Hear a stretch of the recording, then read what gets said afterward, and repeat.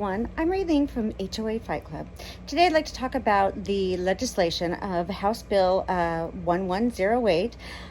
This bill is to continue the Foreclosure Fairness Act for homeowners, and it would continue to have the banks and that funding that bill and that legislation. And today when I was testifying for it, I do agree that we need to keep everybody out of foreclosure, especially during these tough times. I know there are landlords, though, that need also protection.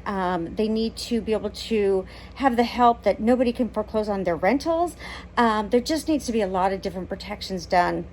The other part of my testimony, though, was for the HOA and condo owners. In HOA and condo, we don't have any mediation programs. If there's something that puts us into foreclosure, whether it's a fine, a fee, an attorney fee, past dues, we should also be able to go into mediation with the association. And those bills, that money should come from the association. They should be charged just like the banks are for that fee for mediation, since they're the ones that are putting people into foreclosure. So if they're going to be able to put people into foreclosure, and remind you that these are uneducated volunteers that are putting us into foreclosure, they should know the laws. Also, for the attorneys that represent HOA and condo associations, they do not have to follow the Fair Collection Laws.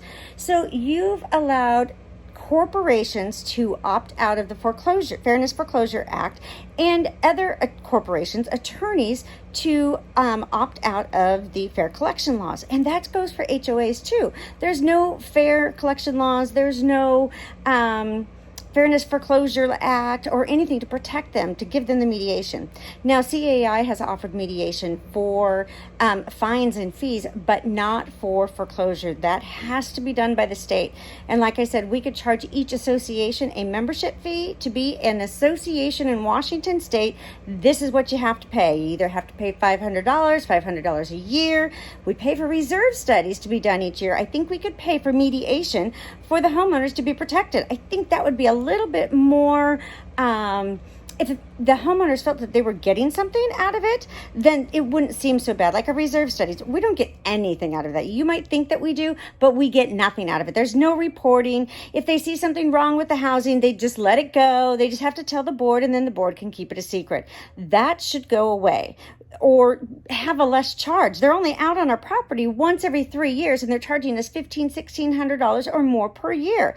So I think we could take those funds and not require reserve studies done so often, and maybe have those done every 3 years, and then have the fees for mediation come out of that money that that association corporation would have paid. All right, you guys, that's my opinion on this one. Call your legislators. Let them know that you do not believe in HOA and condo associations to be above the Constitution or the law. In Washington State, we cannot sign away our constitutional rights, and we cannot sign away our property rights or our homestead rights. So you've allowed people, corporations, to have special privileges to fine and foreclose with no due process. And then there's no mediation offered to help these same homeowners.